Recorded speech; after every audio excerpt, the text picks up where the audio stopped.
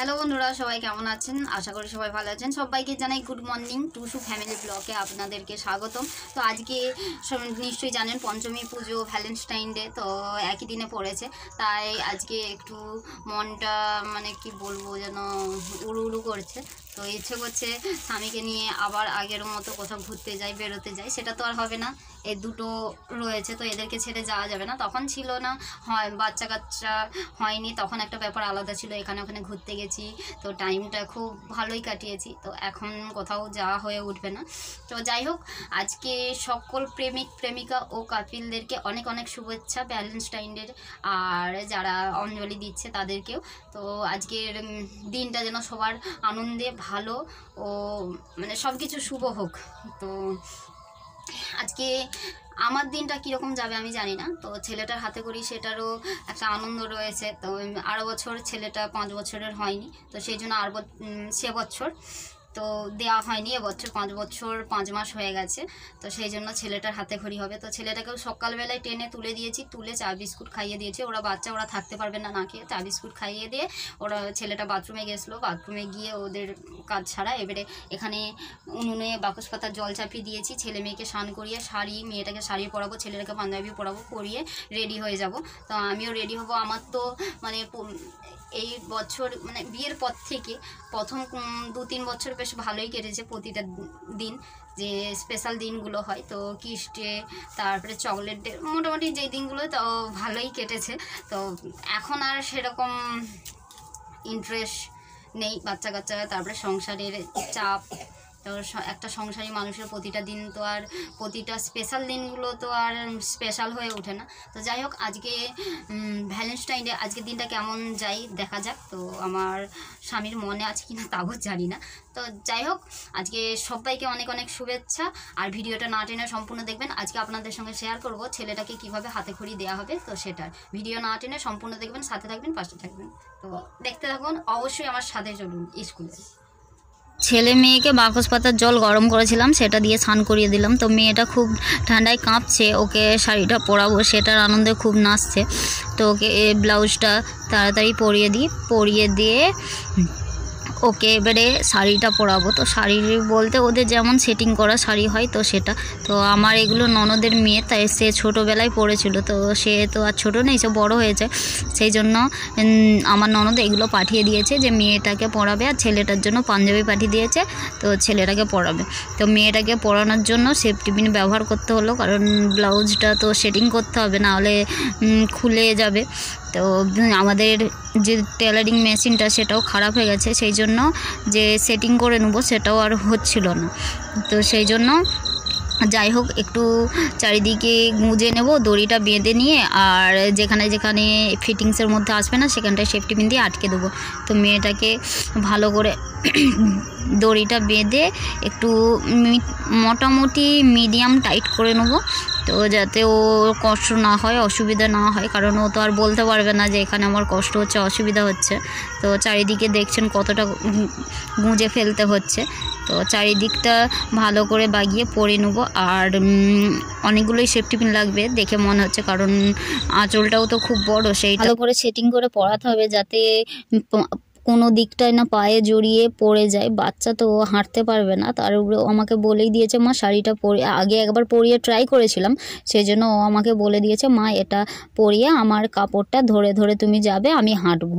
তো যাই হোক, রাস্তাতে বেরিয়ে দেখা যাক। তো সেইভাবেই পরাবো ওকে শাড়িটা, যাতে না ধরে যেতে হয়, ওরও না অসুবিধা হয়। সেই জন্য গোটা চারদিকটা ফিটিংসের মধ্যে আনার যতটা পারছি চেষ্টা করছি। তো ওরই পড়াতে অনেকক্ষণ লেট হচ্ছে, এখন ছেলেটাকে পড়াতে হবে, তার উপরে নিজে রেডি হব, সেই জন্য একটু তাড়া তো লেগেই রয়েছে। তার উপরে আমার স্বামী বারবার হাঁক দিচ্ছে যে তাড়াতাড়ি বেরো, কখন যাবে, গিয়ে কি ঘাস কাটবে, তাড়াতাড়ি নাও, সব পুজো সারা হয়ে যাবে। তো যাই হোক, তাড়াতাড়ি করে মেয়েটাকে পরিয়ে ফেললাম। তো মেয়েটার কোমরবন্ধনী কিনেছিলাম ঘাটাল শিশু মেলায়, তো কোমরবন্ধনী পরিয়ে দিলে, হাতেতে চুড়ি পরিয়ে দিচ্ছি, তো বাহুবলী চুড়ি, আর কপালে একটা টিপ দেবো, গলায় হার পরিয়ে দিয়েছি। তো ওর সাজা গোজা কমপ্লিট। আর ওদের এত সর্দি হয়েছে যে কি বলবো, তাও বাকস পাতা জলেতে স্নান করা জায়গাতে নাক দিয়ে ঝরছে। যাই হোক ভালোই, খারাপ নয়, কারণ ঝরে গেলে সেটা সুবিধাই হয়, ভালো হয়, খারাপ হয় না। তো যাই হোক মেয়েটার সাজানো হয়ে এসেছে। তো কপালে টিপটা পরিয়ে দিয়ে একটু পাউডার লাগিয়ে দেব। তো টিপটাও ছোট করে দিচ্ছি যাতে ওর মুখটার কোনো অসুবিধা না হয়। তো দেখে খুব ভালো লাগছে দেখতে। যাই হোক ও বারবার বলছে তো আপনাদেরকে হ্যালো বন্ধুরা, হাই বন্ধুরা, তো এই করে যাচ্ছে। তো ও বক বক করুক, ওকে এবারে জুতোটা পরিয়ে দেবো। জুতোটা পরিয়ে দিয়ে ওকে দোকানে পাঠিয়ে দেবো। তুই দোকানে গিয়ে বস, দাদাকে রেডি করে আমিও রেডি হয়ে তারপরে যাচ্ছি। মেয়েটা সেই আনন্দেই এত সাজাগুজা করেছে, তো সেই জন্য আরও বিশেষ করে নাচছে, নাফাচ্ছে, এটা ওটা বকছে, হ্যালো বন্ধুরা, হ্যালো বন্ধুরা, হাই বন্ধুরা, ভালো আছো। তো ওর বকুক, ওকে জুতোটা পরিয়ে দিই, ওকে দোকানকে পাঠিয়ে দিয়ে ছেলেটাকে রেডি করে আমিও রেডি হবো। আমারও তো হতে টাইম লাগবে, সেই জন্য একটু তাড়াহুড়োর মধ্যে রয়েছি। আর মাঝে মধ্যে দোকান থেকে সে ডাকাডাকি করছে যে এখনও হয়নি, এখনও হয়নি। তো এদেরকে স্নান করাতে রেডি করতে তো টাইম লাগবে, সেটা আর বুঝছে না। দোকানে বসে থেকে বারবার বলছে এখনো হয়নি, এখনো হয়নি। তো ছেলেটাও তাড়াহুড়ো করছে, ওকে কেন রেডি করে দেওয়া হয় না, বোনকে রেডি করে দিয়েছি। তো তাড়াতাড়ি মেয়েটা দোকানকে চলে গেল, এবারে ছেলেটাকে তাড়াতাড়ি রেডি করে দেবো। তো ছেলেটা পরবে পাঞ্জাবি, তো তাড়াতাড়ি করে পাজামাটা পরিয়ে দিয়ে আর পাঞ্জাবিটা পরিয়ে দেবো। তো পাজামাটাও বড়, ওর পাঞ্জাবি আর পাজামা দুটোই যেহেতু বড়, পাজামাটাই গায়ের সঙ্গে মানে যাতে অসুবিধা না হয় সেই জন্য ওকেও এটা ভালো করে পরাতে হবে। আর পাঞ্জাবিটা তো যেমন হয় তো তার তুলনায় একটু বড়। যাই হোক ছোট বাচ্চা, ওদের এত মান সম্মানে লাগবে না যে এটা আমাকে ফিটিংসের মধ্যে পরালে না। তো এই সকল ওদের নতুন জিনিস হলেই হবে। তো নতুন যে কোনো খেলনাই হোক, জামা পোশাকই হোক, নতুন হলেই হবে। তো ছেলেটাকে এই প্রথমবার এটা পরালাম, তো ও খুব আনন্দ করছে। তো তাড়াতাড়ি ওকেও পরিয়ে দিয়ে আর মাথাটা আজরে ওকেও টিপ পরিয়ে দিয়ে দোকানকে পাঠিয়ে দেবো যে তোরা দোকানে গিয়ে বস, আমি তাড়াহুড়ো করে এবারে রেডি হব। তো ছেলেটার এবারে পাঞ্জাবিটা পরানো সারা, এবারে ওর মাথাটা আঁচড়ে নেবো। আঁচড়ে নিয়ে একটা টিপ পরিয়ে দেবো। টিপ পরিয়ে দিয়ে ওকে বুটটা পরিয়ে দিয়ে দোকানে বলবো বনির কাছে বস, বনিকে নিয়ে গিয়ে দেখ, আর দোকানে বাবা রয়েছে, বাবার কাছে বসবি, আর মোটেও দুষ্টুমি করবে না, ওখানে বস। আর এখন কিছু খেতে নেই, দোকানে গেলেই তো এটা ওটা খাবে। তো দোকানেও মানা করে দিয়েছি যেন ওদেরকে কিছু হাতে খড়ি হবে, সেই জন্য ওদেরকে না খাওয়ানোটাই ভালো। ওরা বাচ্চা থাকতে পারবে না, তবুও সকালবেলা চা আর বিস্কুট দিয়েছিলাম, সেটাই খেয়ে ওরা এখন অবধি আছে। তো ছেলেটার মাথাটা আঁচড়িয়ে দিই, তাড়াতাড়ি আঁচড়ে দিয়ে টিপ পরিয়ে দিয়ে ওকে তাড়াতাড়ি গিয়ে দোকানে বস। বনিকে দেখতে বলবো আর বলবো যে বাবার কাছ থেকে কিছু পয়সা নিয়ে রাখবি, কারণ ওখানে যদি কিছু খাই তো আমি তখন কোথাও পাবো। তো ওর বাবার কাছে পয়সা রয়েছে, সেই জন্য ওকে বললাম যে বাবার কাছ থেকে নিয়ে রাখবি। তো ওকে সেই কথা বলতে ও বললো ঠিক আছে, তাড়াতাড়ি রেডি করে দাও। সেই জন্য তাড়াতাড়ি টিপটা পরে একটু পাউডারটা দিয়ে বুটটা পরিয়ে দেবো। তো ছেলেটা বারবার দেখছে টিপটা যেন বড় না পড়াই আর যেন খারাপ না দেখতে লাগে। তো এখন থেকে ওদের যা স্টাইল কি বলবো, তো ছেলেটাকে টিপটা পরিয়ে দিয়ে পাউডারটা মুছে দিলাম। তো ওদের বেরোনো হয়ে গেছে, এবারে তাড়াতাড়ি করে আমি রেডি হয়ে যাই। তো রেডি হয়ে আমি বেরিয়ে পড়লাম রাস্তায়, ছেলে মেয়ে আরও সবাই রয়েছে, বাচ্চা কাচ্চাগুলো। তো ওদের সঙ্গে রওনা দিলাম স্কুলের দিকে। তো মেয়েটাকেও বললাম যে দাঁড়া একসাথে যাব, ও এগিয়ে যাচ্ছে ওদের সঙ্গে। তো যাই হোক স্কুল সামনে, বেশি দূরে নয়, চলে এলাম স্কুলে। স্কুলে এসে দেখলাম যে এখনও পুজো চালু হয়নি, পুষ্পাঞ্জলি দিতে অনেক দেরি। তো আবার পুষ্পাঞ্জলি দেওয়ার অনেক পর তো সবার শেষে হবে হাতে খড়ি, সেই জন্য হাতে অগাধ টাইম। তো আমার স্বামী যেভাবে করছিল তো তাড়াহুড়ো করে বেরিয়ে এসেছি। তো যাই হোক এখানে এসে সবাই গল্প করছে, কথা বলছে, সবাইকে সেজে রয়েছে, দেখতে খুব ভালো লাগছে।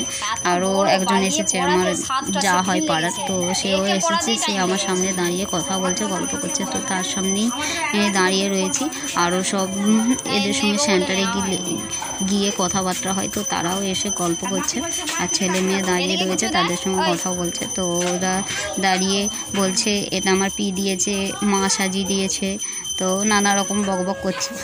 তো তো আমিও সাইডে দাঁড়িয়ে দাঁড়িয়ে ওদের কথা শুনছি আর আপনাদের সঙ্গে ভিডিওটা শেয়ার করছি যে এখানে কিভাবে পুষ্পাঞ্জলি দেওয়া হবে সেটা, আর এখানে কত লোকজন আছে সেটা। তো এখানে গল্প আড্ডা করার পর তো পুষ্পাঞ্জলি দিতে বসে গেলাম। তো পুষ্পাঞ্জলি দিতে যে বসবো ভাবলাম যে ফোনটা একটু ভালোভাবে রাখবো, তো রাখার হলো না।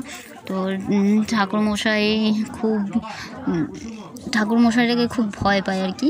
তো আমার হাজব্যান্ডের বন্ধুর বাবা, তো সেই জন্য একটু সম্মান করে চলাটাই ভালো। ভিডিও আপনাদের সঙ্গে শেয়ার করতে গিয়ে তিনি হয়তো কোনো মাইন্ড করবেন যে এটাও ভিডিও করছে, তো সেই জন্য ফোনটা আমি কোলেতেই রাখলাম, কোলেতে রেখে ভিডিওটা করলাম। তো পুষ্পাঞ্জলির মন্ত্র উচ্চারণ হচ্ছে, তো মন্ত্র উচ্চারণ করতে করতে তাড়াতাড়ি পুষ্পাঞ্জলিটা দেওয়া প্রায় সারা আমাদের হয়ে গেলে আরেকবার হবে। তো পুষ্পাঞ্জলি দেওয়ার পর তারপরে ছেলেটার হাতে খড়ি হবে। তো এখানে পুষ্পাঞ্জলি আমাদেরও প্রায় হয়ে এসছে। তো ফুলগুলো সব ছুঁড়ে দিয়ে আমরা সব এবারে উঠে সরে বসবো, কারণ ছেলেটার হাতে খড়ি হবে, সেই জন্য সরে গিয়ে বসে পড়লাম।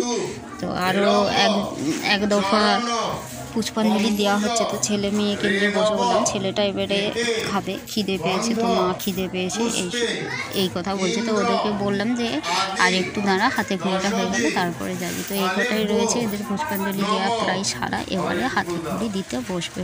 তো কয়েকটা বাচ্চা আছে, তাদেরও হাতে খড়ি হবে। প্রথমে একটা বাচ্চার হলো, অন্য একটা এও আমার ছেলের সঙ্গে টিউশনে পড়ে, তো এর হাতে খড়ি হলো। তারপরে আরও দুজনের হবে, তারপরে আমার ছেলে তো হাতে খড়িয়ে বসবে। তার আগে ঠাকুরমশাই যেই হাতে খড়ি দেওয়া হচ্ছে যারি, তাকে জিজ্ঞেস করছে তোমার নাম কি, তারপরে দাদুর নাম, আরও বাবার নাম, দিদির নাম সব জিজ্ঞাসা করছে। তো জিজ্ঞাসা করে তাদের সঙ্গে একটু গল্প করে নিচ্ছে, গল্প করে নেওয়ার পর হাতে খড়ি হচ্ছে। তো আমার ছেলেটা বসে পড়লো তাদের হয়ে যাওয়ার পর। তো ছেলেটা বসতেই ওখানে এবারে অ আ লেখাচ্ছে, সেটাই বলতে বলছে যে এটা কি লিখছি, এটা কি। তো অ আ বলে এইভাবে হাতে খড়ি দিচ্ছে। তো আমি স্লেট এনেছিলাম, স্লেটটা আর কাজে লাগলো না, মেঝেতেই হাতে খড়িটা দেওয়া হচ্ছে। তো অ আটা লিখে হাতে করে মুছতে বলছে, মুছে আর মাথায় হাতটা বুলাতে বলছে। তো ওরা তো জানে না, আমি মনে মনেতে এখানে প্রার্থনা করছি যে ঠাকুর আমার ছেলে মেয়েকে জ্ঞান দাও, বুদ্ধি দাও, বিদ্যা দাও। তো এই বলে প্রার্থনা করে প্রণাম করছি আর বারবার ঠাকুরকে মনে মনেতে স্মরণ করছি। তো ছেলেটার হাতে খড়ি হয়ে গেছে, তো হাতে করে মুছে নিল, মুছে নিয়ে এবারে প্রণাম করে নিল।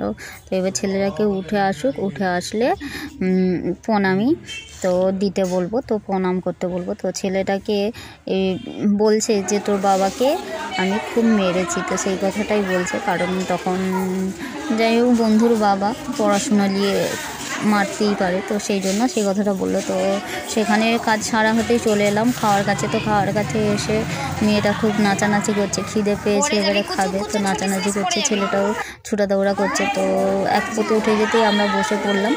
তো বসতেই খিচুড়ি, তো খিচুড়ি খাচ্ছি, খিচুড়িটা এত ঝাল লাগছে, ছেলে মেয়ে খাবে কী করে জানি না। তো ছেলেটা যাই হোক খেয়ে ফেলছে, স্কুলে খাই, তো ঝালটা খাওয়া অভ্যাস আছে। মেয়েটার এমন অবস্থা, নাক দিয়ে একবারে জল ঝরে চলে যাচ্ছে, তো এত ঝাল লাগছে ওকে। আর বোতলের ছিপি খোলা রয়েছে, একটু করে খাচ্ছে। তো ওখানে খাওয়া সারা হয়ে যেতেই আমরা রওনা দিলাম বাড়ির দিকে। তো বলেইছিলাম যে আগে পয়সাটা নিয়ে গেলে সুবিধে হবে। তো ওরা কুরকুরি কিনে দিতে হলো, খিচুড়ি খেয়ে পেট ভরেনি, তো দুজনে দুটো কুরকুরি খেতে খেতে আমরা চলে এলাম আমাদের নিচে খামারে। তো নিচে খামারে দু জায়গায় পুজো হচ্ছে, একটা বড়রা করছে আর একটা বাচ্চারা করছে। তো এটা বড়রা পুজো করছে, তো এখানে এখনও পুজোর কিছুই হয় না, ঠাকুর মশাই এখনও আসেননি।